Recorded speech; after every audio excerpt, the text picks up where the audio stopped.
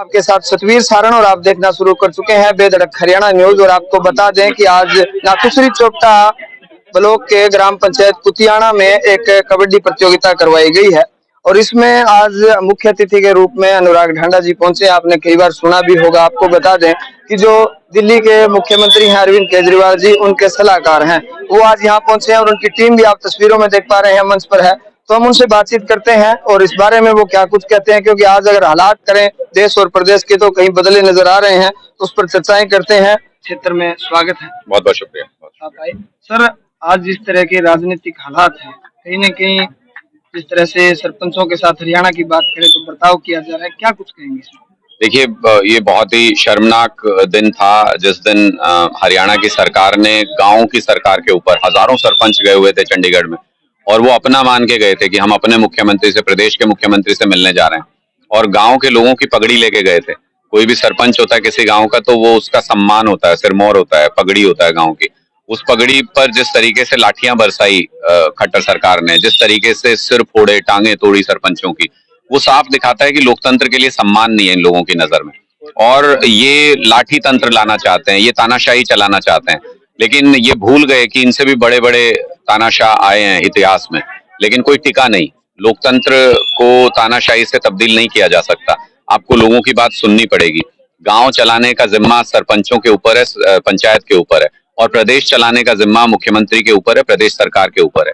अपने हर स्तर पर प्रदेश सरकार फेल रही है। महिला सुरक्षा में फेल, जन सुरक्षा में फेल, जन सुविधाएं देने में फेल, युवाओं को रोजगार देने में फेल, हर जगह पे फेल होने के बाद किसानों को उनका हक देने में फेल, हर जगह प्रदेश सरकार फेल है। और अब वो बता रहे हैं कि गांव की सरकार कैसे चलानी है।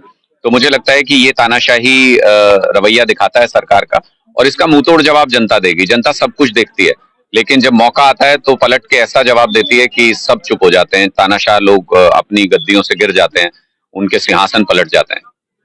ढांडा साहब, अगर आम आदमी पार्टी हरियाणा में आती है, क्या सोच रखते हैं? आपकी लीडरशिप, आपकी पार्टी हरियाणा में क्या बदलाव करना चाहती है? देखिए, हम पूरे देश के लिए ऐसी सोच रखते हैं कि भारत एक विकसित देश बनना चाहिए। भारत में हर किसी शख्स को अच्छी शिक्षा मुहैया होनी चाहिए। अब आप नहीं चाहते क्या कि हरियाणा के हर बच्चे को बहुत शानदार स्कूल मिले? इन्होंने सरकारी स्कूलों का बेड़ा गर्क करके रख दिया। इस बार बजट में खट्टर साहब ने कहा कि 890 या पता नहीं कितने 800 कुछ स्कूलों में बेंच उपलब्ध कराएंगे। बहुत एहसान करेंगे। 14,000 स्कूल हैं हरियाणा के अंदर, उनमें से आजादी के 75 साल बाद 800 कुछ स्कूलों में बेंच उपलब्ध कराए जाएंगे। ये तो बहुत बड़ी उपलब्धि हुई। फिर तो अगले 20-25 साल लग जाएंगे बेंच उपलब्ध कराने में। पढ़ाई लिखाई, टीचर, उसके बाद सोचेंगे कि उसमें लाने हैं कि नहीं। तो मुझे लगता है ये लोग देश को बर्बाद करना चाहते हैं। ये गरीबों को अनपढ़ रखना चाहते हैं, भीड़ बना के रखना चाहते हैं, उनका इस्तेमाल करना चाहते हैं, कभी जात पात के नाम पे, कभी धर्म के नाम पे। आम आदमी पार्टी की बहुत सामान्य राजनीति है। हम चाहते हैं हर व्यक्ति को अच्छी बिजली मिले और फ्री बिजली मिले।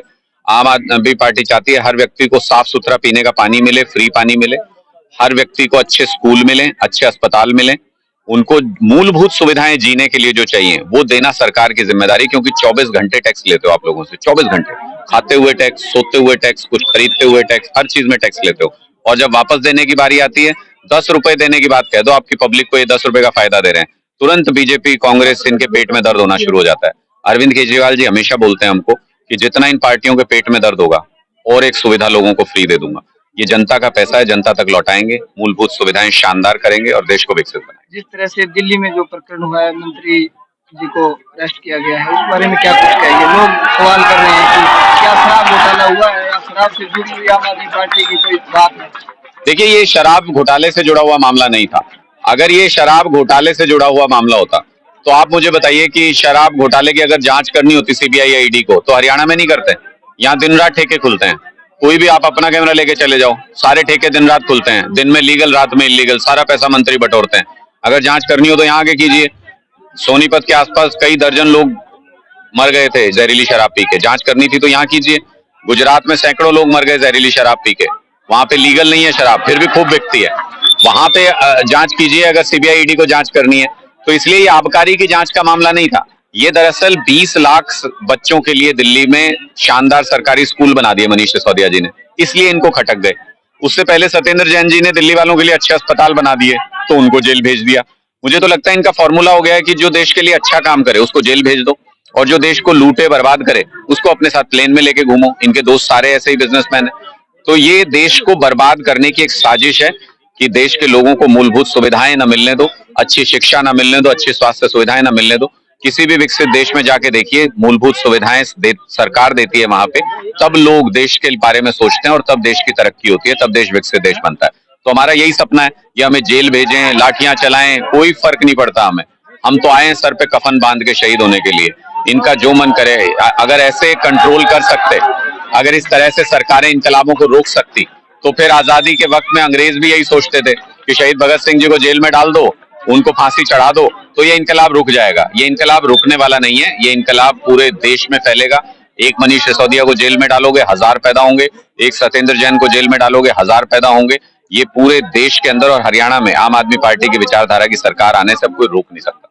एक जो आप हरियाणा सरकार पे कटाक्ष कर रहे हैं, तो हरियाणा सरकार ने हरियाणा प्रदेश के 75% युवाओं को प्राइवेट सेक्टर में रोजगार देने की जो ऐलान किया, कानून बनाया, उसको आप कैसे देखते हैं? देखिए, 1,82,000 पोस्ट जो है वो खाली है, सरकारी पोस्ट। और इस सरकार ने इस बजट में, हर बजट में झूठ बोलते हैं, हर बजट में झूठ बोलते हैं, लेकिन इस बजट में तो हद कर दी इन्होंने। झूठ में भी सिर्फ ये कहा कि हमारा टारगेट है कि हम 60,000 नौकरी दे देंगे। 1,82,000 तो खाली पड़े हैं और इनका झूठा टारगेट भी 60,000 तक ही पहुंच पाया है। तो ये युवाओं को 75% प्राइवेट में देंगे या नहीं देंगे, या दे रहे हैं या नहीं दे रहे हैं, वो तो बिल्कुल अलग बात है।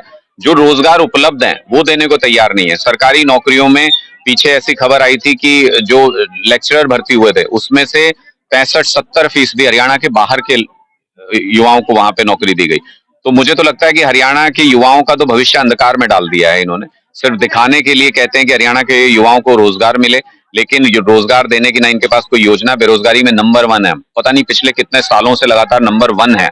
खट्टर सरकार का ये महत्वपूर्ण योगदान कह लीजिए इसको, कि नंबर 1 बना के रखे हुए हमको बेरोजगारी में। नशा धीरे धीरे बढ़ रहा है पूरे प्रदेश के अंदर। महिलाओं के ऊपर अत्याचार धीरे धीरे बढ़ रहे हैं पूरे प्रदेश के अंदर।